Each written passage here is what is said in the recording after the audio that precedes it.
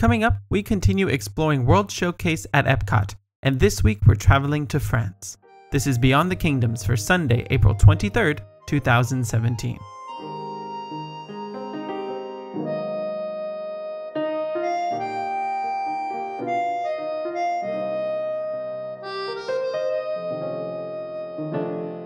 Hello everyone and welcome to this week's episode of Beyond the Kingdoms. I am your host, David Camano, and I'm joined by my sister, Vanessa. Hi everyone. And we've got a great show in store for you today. We're going to continue our series of exploring each and every pavilion and World Showcase in honor of the upcoming 35th anniversary of Epcot. But before we get into all that, I'd like to invite you to our website at beyondthekingdoms.com. There you will find news articles and more. And let me tell you, this week some big news stuff and rumors have been circulating, especially about Star Wars, but I won't get into all that. It's exciting. It is very exciting. We also recently put up a review of Sassagoula Floatworks at Port Orleans French Quarter, so make sure you go check that out. And of course, you can always follow us on social media. You can like our Facebook page, and you can also find us on Twitter and Instagram, and I will make sure to put the links for all of those channels in the description down below. Now, before we get into our discussion topic, Vanessa's got a great travel tip for us on the best way to explore France and the World Showcase, a good way to jumpstart your day. Yeah. Well, I don't know if many of you have experienced this, but France is a very busy pavilion, especially when it comes to dining, especially the bakery. Now, if you enter Epcot from the side World Showcase gate, which is between UK and the France pavilion, you can access the bakery before World Showcase opens. It's one of two only places that you can eat in the morning. And I find this to be a great way to experience the bakery because it's a lot less crowded. Yeah. You can find a place to sit and eat, and you can really enjoy the pavilion. You can't enter the attractions. They're not open yet, but you can enjoy the exterior. Also, this is a great way to start your day if you're going to do a full day of just World Showcase, to really get in there through the side, avoid Future World, and just enjoy World Showcase and start off on the right foot. Definitely. Okay, so thank you for that great travel tip. All right, problem. So let's get into this week's discussion topic. As always, I've got 5 fast facts for you about the France Pavilion at Epcot. First of all, the France Pavilion opened on Epcot's opening day on October 1st, 1982, like many countries did on that day. And also, like Vanessa's already kind of touched on this, but this country has the most food offerings of any of the countries. I mean, it really packs a punch because there's 2 table service restaurants. One of them is a signature restaurant. So you have different budgets that you can hit there. You've got a quick service restaurant, as you know, the bakery. You've got an ice cream shop. You've got a wine bar. You've got another, food cart out front. You've got another drink stand out front. There's a lot of culinary delights to enjoy. Naturally, it's France. It makes perfect sense. It also features a lot of shopping. I think it's the second most amount of shops in a country. And they've got 5 stores in total here, and 2 of them featuring designer fragrances, which is quite unique. Yeah. There's 3 different types of entertainment. You've got the acrobats out front, and you've also got 2 character meet and greets, sometimes even 3. Cool. Unplanned for. And finally, everyone's favorite at this pavilion, Impressions de France is the only film at Epcot that has not been touched since opening day. You've got the film in Canada, you've got the film in China, but those have been slightly tweaked over the years. They've added different film sequences, they've added different narrations, but Impressions de France is still exactly the way it was on opening day. And that's because it's such a great film. You took the words out of my mouth. I totally agree. It's Vanessa's favorite. Now, before we get into all the nitty gritty, I wanted to give you kind of some first thoughts about the France Pavilion, because what's really unique here is that this is one of the few, not the only, but one of the few countries that really focuses on one city as opposed to kind of mixing different aspects of the country, because it really clearly is Paris. There are subtle nods to other places outside of Paris, but it is really Paris. Yeah. And I think that's mostly because of the Eiffel Tower thing. The style in which the time period that this pavilion's capturing Paris in is kind of it's kind of the turn of the century. This is that phase. It's the golden age of Paris. This is kind of before World War I, but after their war with Prussia. So you're talking about like 1870s to 1914 or so. And that was what the Imagineers had in mind when it came to designing it. That kind of classic, beautiful golden age of Paris. The last thing I wanted to touch on here at the beginning is the bridge. I think this place is so unique on how you enter it, because you don't enter any other pavilion like you do France because of the bridge from the UK pavilion. And what's really cool is that the bridge here at Epcot is inspired by a real bridge in Paris. And the real bridge is called Pont des Arts Bridge, and it's kind of close to the Louvre, and it crosses the Seine River, and it was the first metal bridge in Paris. So it has some historical significance here. But to me, I always think of it when I cross that bridge, and I've heard other people say this, it's like a mini crossing of the English Channel. Yeah. Because when you're facing the France Pavilion, you're technically facing south, and you've just come from the UK, which is obviously north of France. And that little movement there is kind of resembling what it's like in the real world, because some of the countries in World Showcase are positioned geographically for a reason. And I think this is one of those purposeful choices to do it this way. Now, Vanessa's going to take us in. We cannot talk about this pavilion without talking about this fantastic movie. Yeah. Impressions de France is, in my opinion, one of the best park films, hands down. It's a panoramic film, and like David said, it's been there since opening day. The musical score was written by Buddy Baker, but it also includes segments of famous classical French music. The film itself was directed by Rick Harper, who was also responsible for directing American Journeys. So if you're a Disney fan, you'll remember this was a Circle Vision film made for Disneyland Magic Kingdom, and it's also been in Disneyland Tokyo. Now, the producer is also famed himself. He's a 2-time award-winning nominee, and his name is Bob Rogers. So this had a heavy-hitting force behind it when they created it, which is why I think it's stood the test of time. But what's funny is that they don't boast about that. You know what I mean? They really let the film speak for itself. They got like some great minds behind it and just let it speak for itself. Yeah. Because you don't see Disney kind of tooting that horn. Yeah. You know, really, 2-time Oscar nominee, producer behind the thing and all that. Well, you see that in other things, like if you really paid attention to some of the backstory of some of the films that have been made for Disney at the parks, they're made by some pretty incredible minds. Yeah. But that's another story for another day. Yeah. So there's only one quote that appears in this film, and it's a quote from the poem Le Voyage by Charles Baudelaire. Excuse my 2 years of high school French. It's better than my 0 years of French. And the quote is, "They leave for the sake of leaving, and without knowing why, they always say we must go." Now, if you are familiar with this poem, because it's been translated from French, it's been translated in different ways according to different people. But the essence of the poem is describing a journey that one goes through for themselves and through society to search some sort of impossible satisfaction. Wow. And it'll forever elude the traveler, which I feel describes this film perfectly. Yeah. And it's as dramatic as the country is, as the culture. You know what I mean? Like it's got totally, so much passion. Yeah. Because in this film, there's no rhyme or reason in the direction in which you're going geographically. It's kind of all over the place. But it does start in this very quiet, serene, perfect view of the cliffs at Normandy, which I find ironic because that's how you enter. The pavilion is from, like you were saying, from the UK. Normandy is in the northwestern part of the country, which is the closest to the UK. So I found that parallel to be interesting. Yeah. But I wonder if that was purposeful or if that was a funny coincidence. I guess we'll never know. But it's such a beautiful scenery. This is so serene and quiet. And then you kind of enter the country, right? So you travel through most of the country using different modes of transportation: boats, bicycles, hot air balloons, trains, even like a horse and cart. And it's literally the vehicle through which you travel through different destinations, which I find to be very smart. Well, I think that's what makes it one of the most relaxing of all of these country films, because that sense of that it's as if you are actually traveling through these different modes of transportation, whereas China and Canada don't use transportation as a vehicle. Yeah. So it just has that slight different vibe to it. Well, and especially with the hot air balloon vibe.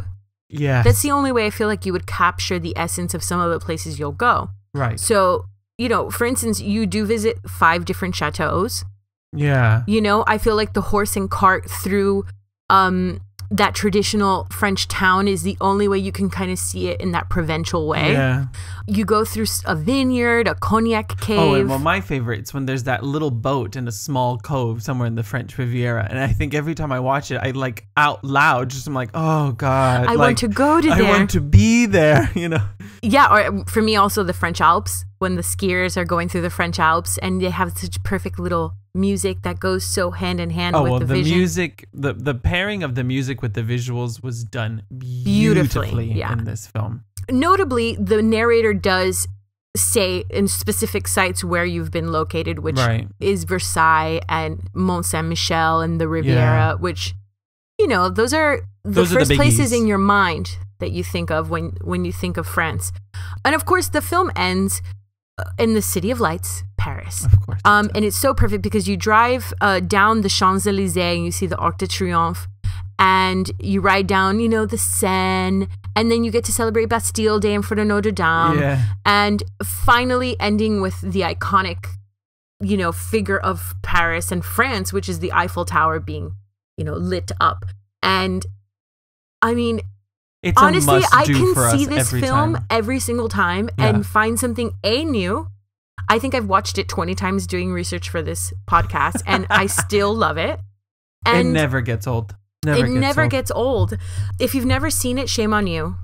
Go see it. Yeah, I mean, if you have minimal time, like if you've got one day at Epcot and you're picking and choosing countries, you cannot not go to France, and you cannot not watch this film. I think it's the best thing to do. Something about that panoramic, and you're sitting down. Yeah. It's the only theater that you get to sit and relax. It's a treat.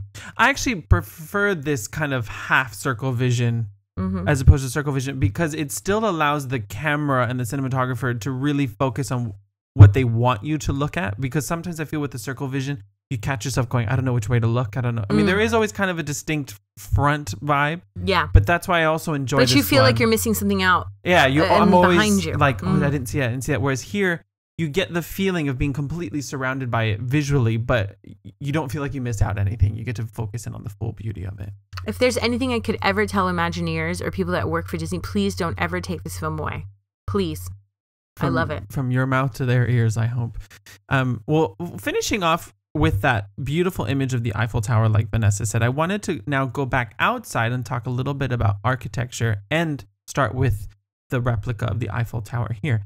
Now, what's really cool about this one is that this one is like 1/10 the size of the real Eiffel Tower, but it is done in classic Disney Force perspective, where it gets smaller as it gets taller, like the height. So it looks like it's bigger than it really is, and it looks like it's further out in the distance. And it's just one of those clever little details by Imagineers that always just works. It's very simple, but very effective. Now, the real Eiffel Tower opened to the public on March 31st, 1889, believe it or not. So it was actually, when this opened, it was almost a century later from when that opened. Now, the tower itself is named after the engineer Gustave Eiffel, who he owned the company that built it. He wasn't the designer, but he's the one who executed the whole thing. And this is interesting for Disney people, because it was part of the 1889 World's Fair. You know how Disney has this rich history with the New York World's Fair. The Eiffel Tower has a very rich history with Paris's World's Fair. And they hosted it in 1889 because it marked the 100-year anniversary of the French Revolution the year before. So they kind of wanted to build something to kind of just make a nice big statement of their country and just build something. We are French. Yeah, but what's really funny is when I read about it is that a lot of artists were against it when they first like kind of revealed the designs. A lot of the liberal artists of Paris were like, this is atrocious. That this would it's so big that it's tacky and huge and has no purpose. It's just a tower. It doesn't serve any sort of purpose. And they said that because it was so big, it would dwarf things like Notre Dame or the Arc de Triomphe and all that, and make all the other monuments seem insignificant, they said. But you know, they built it anyway. And now it's hilarious to think of that, because you can't not think of Paris and think of the Eiffel Tower. It's one of the most iconic structures in the world. And I just think that was really cool. And it was originally only meant to be there for 20 years. They were going to bring it down after 20 years, but obviously it was such a huge success that they said, no, we're gonna keep it. To date, it's had over 250 million visitors. It's one of the most visited attractions in the world. And for those of you who might be planning a trip to Paris or you're curious about it, this is a very cheap thing to do in Paris, actually. It Not is. bad. It's only 17 euros to get all the way to the top for an adult, or 11 to the second floor. So this is one of those nice little... Because I think Americans, when they think about traveling to Europe, they think visiting these things are like so expensive. But They're not. They're really not. They're really cheap. So yes, that was my little discussion about the Eiffel Tower here. I'm going to save some other things for later. Some other architectural things. I'm going to go now into more practical Epcot stuff. Like I said at the top of the show, this place packs a punch. There's loads of restaurants, loads of shops, good entertainment. Now, in terms of entertainment, they have something quite unique here with this acrobat, comedian guy. It's called Serveur Amusant. And he, like I said, he's a comedian and an acrobat. It's usually two guys. It's like a waiter and a chef. And they do this whole gimmick with these giant champagne bottles and chairs, and they stack chairs, and then he starts balancing on top of it. It's really popular.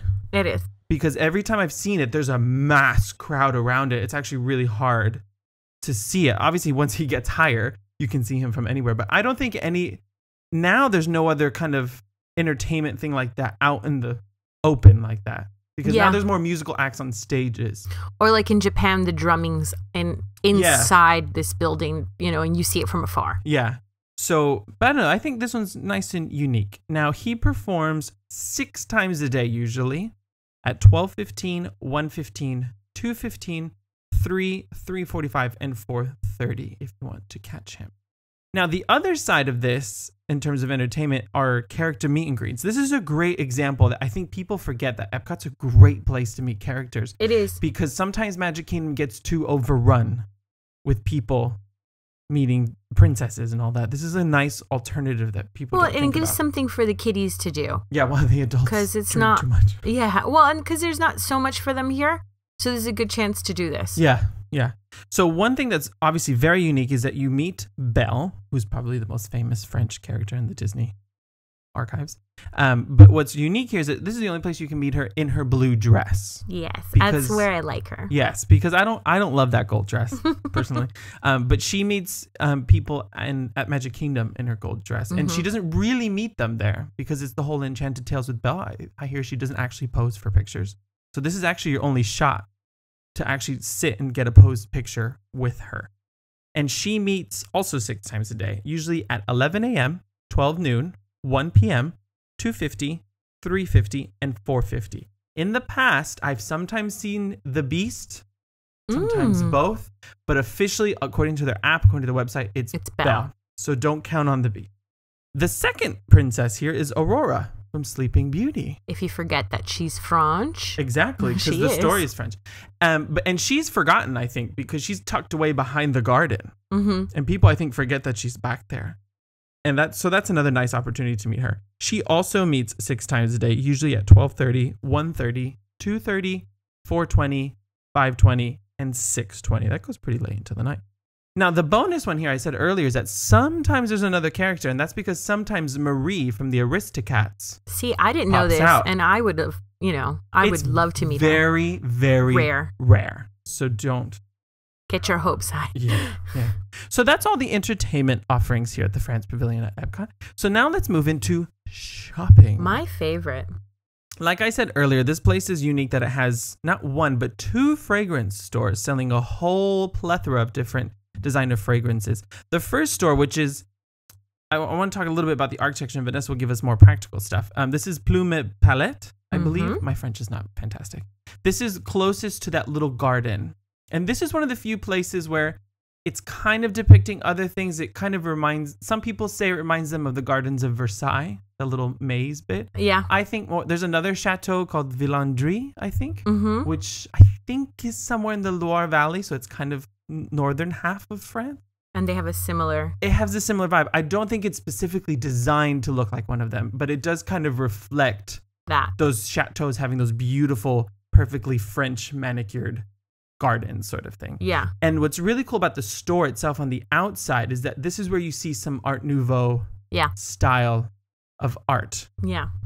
And that's key here because in this golden age of Paris, like I mentioned, from like 1871 to 1914, this is when the start and the rise of Art Nouveau happens around the turn of the century. And I just think it's one of my favorite little corners, especially the little arcade sign that you see in between, because that's kind of inspired by the metro sign. It is. In Paris. It is. Which is in the style of Art Nouveau. So it's one of the cool It's exactly supposed to be kind of like the alleyway of leaving a metro station. Yeah. And what's really quirky is on the back side of it, like facing the little river that goes onto the boardwalk, there's like a little sign that says library there. And I don't know if it's meant to be like that the building used to be like a bookshop or a library and then it's turned into a perfume store. I don't know. You know, they always have these beautiful backstories that we'll never know, but that's what makes really it hard so to rich. Find. Yeah. That was hard to confirm that. So, but yes, now Vanessa's going to tell us about the beautiful fragrances that are inside. You also get other than fragrances, you can also get some designer French bags in here. Oh, I did not know that. But, you know, the big heavy hitters they're French designers. So you'll get Dior, Terry Mugler, Givenchy, and some other ones as well. The smell when you come in to this store is so glorious.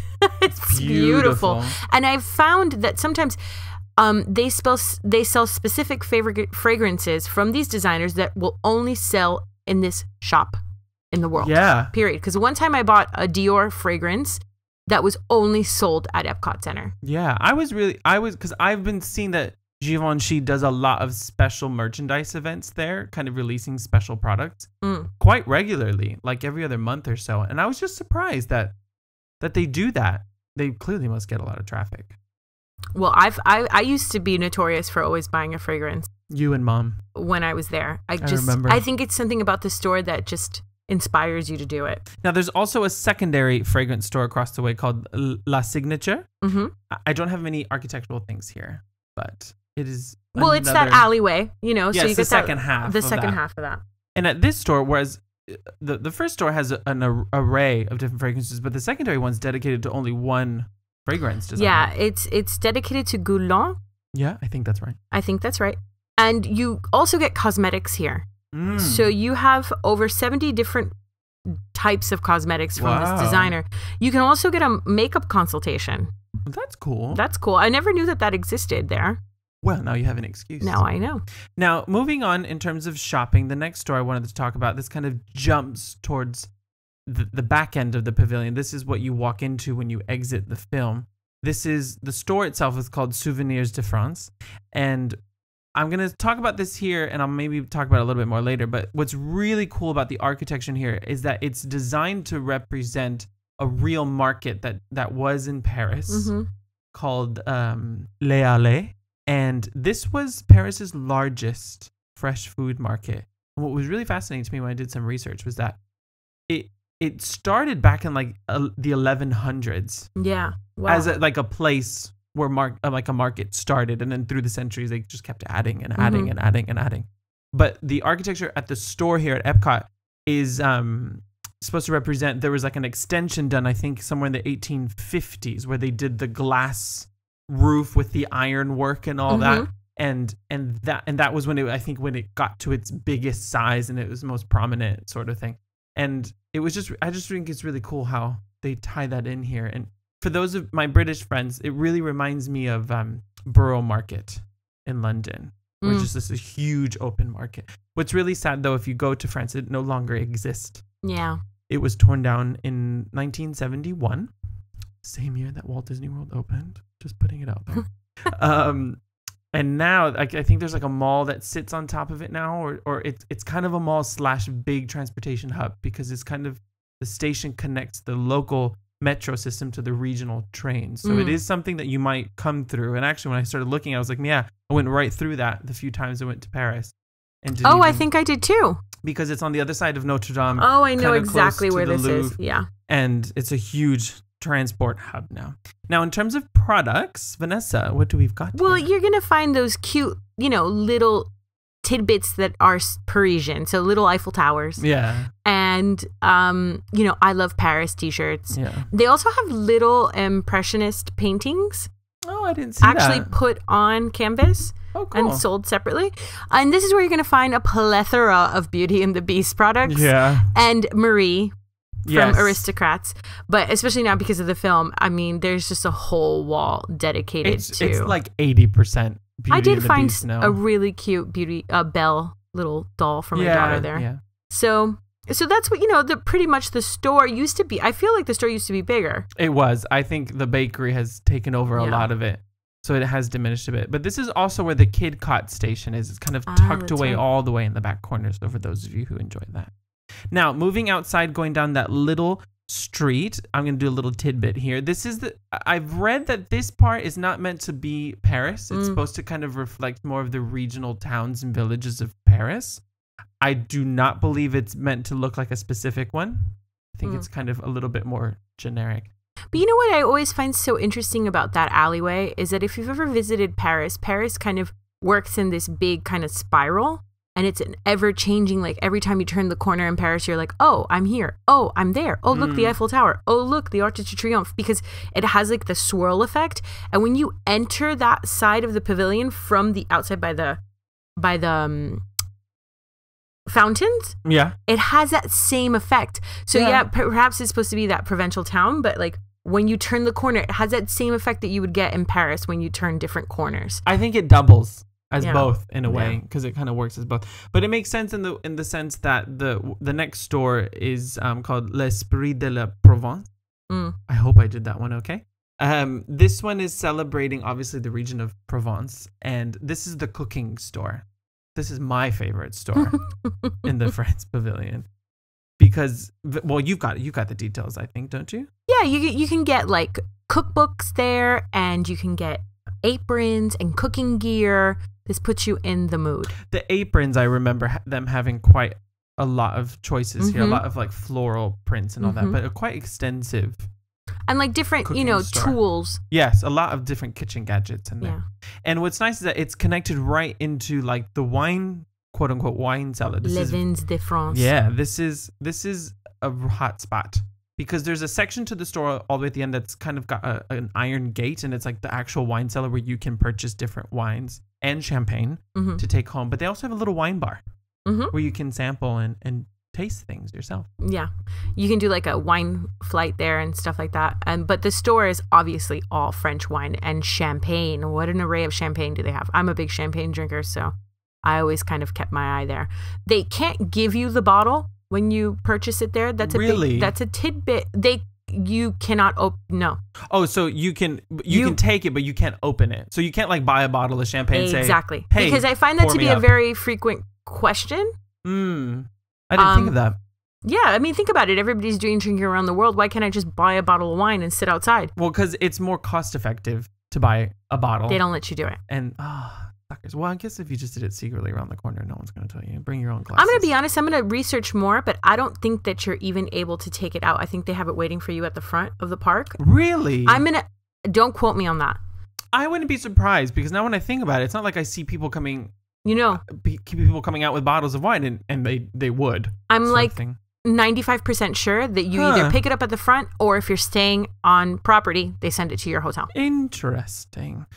Now, I do hear a lot of people ask that question. Can I open this here? Yeah, no, that's a great question. Well, this perfectly takes us into the next bit because this segues us into dining. And I first wanted to mention not the big heavy hitters, the little things that people forget about. We've already talked about the Vins de France wine bar inside the store, but there's also the cart outside. The cart outside is awesome. If you've never tried this God. concoction that we always bypass, but we just tried it for the first time. It's like a creamsicle meets alcohol, and it's delicious. Because I think there's an orange one with there's two flavors. One has vodka, one has Grey Goose. And the other one had Grand Marnier, I think. And it's just this beautiful alcoholic slushy that knocked me off my socks. And it tastes so yummy. You can also get some champagne there, or a Kir Royale, which is champagne with Chambord. Yeah. And you can get Kronenberg. Yeah, standard beer. Standard. I will say that I distinctly remember the waiter saying, like when I was ordering, he was saying to me how like the slushies is like, this is not authentically French whatsoever. The slushy is literally called orange slush. Oh, right. Yes. So you guys know. And it's not on the map, on the app. Like it's drawn in there, but they don't mark it. It's right next to the crepes. stall, which was the next cart I wanted to talk about. So the crepe cart. Crepe cart, you can get like a chocolate crepe, a strawberry preserved ones, or just a plain old sugar one. My favorite is the ice cream crepe. Yeah. I don't think a lot of people would put those two things together. Why not? I don't know. I think of always crepes. Well, I don't think it's traditional. It isn't, because in Paris you can get them with usually just strawberries and Nutella. Yeah. So that's cool. Do they have one with Nutella and strawberries here? Get out of here. Strawberry preserved crepe. Well, that one's, but there's no Nutella. It doesn't mention it. How dare they? It doesn't mention it. Could be wrong. I've never tried that one. Whatever. So, you can also get, espresso, cappuccino, and you can get a Kronenberg here as well. But if you wanted to get the champagne, you have to go to the cart next door. So no champagne at the crepe cart. No. Or delicious orange slush. And then the next kind of quickie little delicious snack is that beautiful ice cream store. Now, the ice cream store, when we were growing up, looked differently. Drastically. I found pictures. They changed it because of the amount of people that would visit it and needed more space inside. Well, because it was ice cream and the bakery. Yeah, and so they split them into twos. I mean, I remember the queue going down and out that alleyway. It was huge. It was huge. And the queue will still get really long. You can get 13 different flavors of ice cream. You can get macaroons here. And you can also get some cool concoctions of like cappuccinos with ice cream in it. Oh, I didn't know that. Yeah.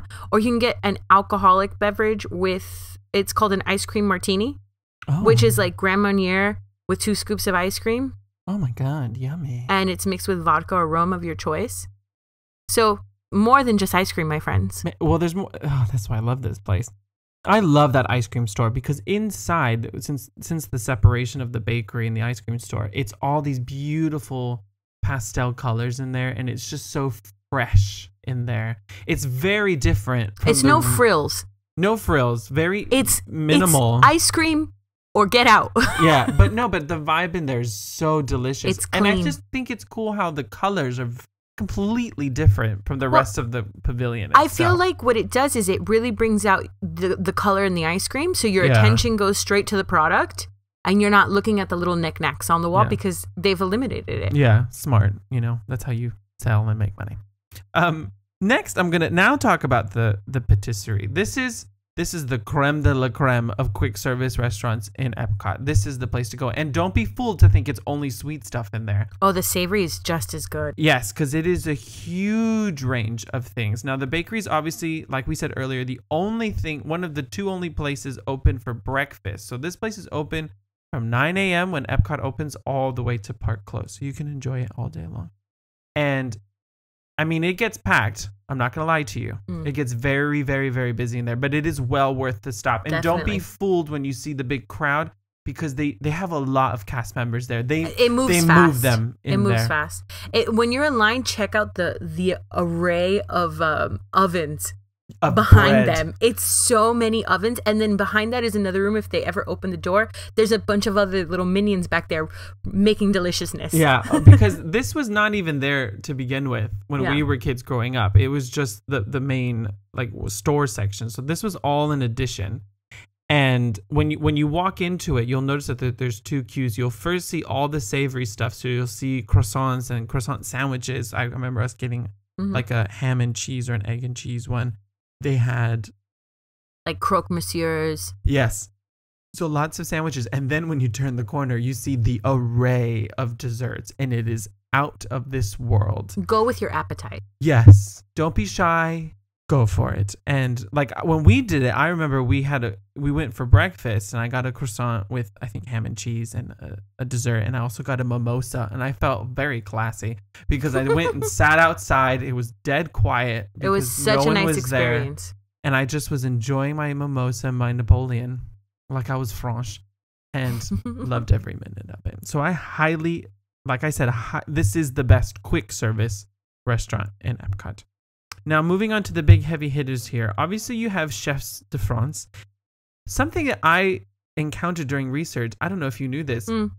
Originally, the section now that's under the glass awning was not there. It was like an outdoor seated area with just like a canopy, and it was actually a separate restaurant. Oh, I didn't know it was separate. I remember it visually looking different. It was a separate restaurant, and it had a slightly different menu. Took no reservations, and that gave you more of like the cafe bistro vibe of sitting outside in Paris and all that. And once I saw that, I was like, man, I wish they still had that, because that, to me, when I've gone to Paris, that's the quick essential like Parisian experience. Yeah, is sitting outside, people watching, and sitting in the cafe. So I was a little bummed when I kind of figured all that out. But this is still a great restaurant to go to. What I discovered was that originally it was kind of put together by 3 very famous French chefs, and sadly 2 of those 3 chefs have already passed away. But these were some really big. These guys came from France to help start this restaurant here at Epcot. This is one of those few times where Epcot really, or the Disney Imagineers really pulled out the heavy hitters to make it as authentic as they could, as opposed to other restaurants. What's really fascinating to me is that Disney describes this place as a casual French experience, and when you walk in, I don't think it's not like uptight, but it isn't casual to me. Like, it's actually quite beautiful and elegant, but it isn't. It like the menu is casual. I think it's like because they're attainable stuff. Yeah, and they're comparing it to their signature restaurant. Yes, this is why they're doing that. But what's really cool about this place is if you're going during Food and Wine, they're one of the few restaurants in World Showcase that offer a special dining event during Food and Wine, and they actually offer 2. I think there's like a dinner one, but there's a breakfast one. And it's actually one of the more moderately priced dining events during Food and Wine, where it's like called a Parisian breakfast, where you get like a glass of champagne and you get like an array of different French pastries and this and that. I think it's only like 20 something bucks. That's not bad. And to have the nice sit down experience, you know what I mean? So keep that in your mind if you're going during Food and Wine. And then moving upstairs, one of the first 3 original chefs of Chefs de France, Paul, his son basically has turned over the one upstairs, turning it into Monsieur Paul. So it's like a big family tradition, apparently, of chefs in this family. And this place is beautiful. It's a signature restaurant. It's up there with like going to California Grill. It's actually more formal to me than California Grill. It is. Because of the atmosphere. Yes. And the service is impeccable. I mean, it's not cheap. I'm not going to lie to you. But it's worth it. But it is worth it. I mean, it's for that special occasion, sort of. I was able to do it for a wedding anniversary a couple of years back, where we kind of paired it with watching the fireworks through the windows. Man. We caught it just in time. Beautiful experience. But that wraps up the France Pavilion at Epcot. I can't believe I did all that. Do you have any final thoughts of things you want to say? I love this pavilion. I can't express it enough. Like, I guess because I've been to Paris, and to me, it does authentically show you the best parts of France with the food and the shopping.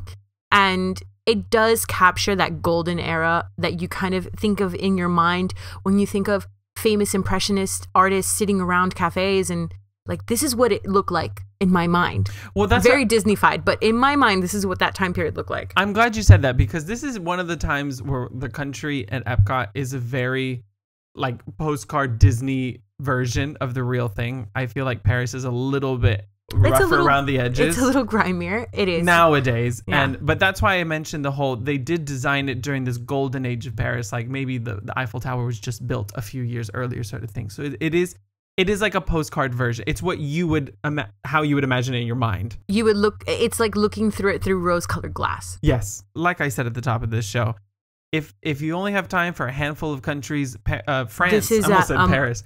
France is the one to go to. You don't want to miss this, and it's also a great place to watch the fireworks at the end of the night, because there's that little island in between that bridge that I was mentioning at the top of the show, where there's no seating, but there's loads of different levels of steps and railings that you can lean up against. It's a very popular spot to watch the fireworks. I think the second most popular after like the Fast Pass section at the front. So that will have to do it for this week's episode of Beyond the Kingdoms. Thank you very much for listening in. We hope you're enjoying this series. If you haven't seen the other ones, go back and watch them. We've already done Norway and the United Kingdom, and throughout the year we're going to be doing every single country. These are a lot of fun. Yeah, these are fun. I like these. And next week, we've got a kind of back to basics episode. We've been doing a few of these types of episodes recently. We're going to do a back to basics 101 about Disney transportation. And this is actually even more relevant now because there's lots of rumors circulating of new types of transportation services coming. So I wanted to really kind of flesh it out, make everyone understand or help people understand what there is to offer.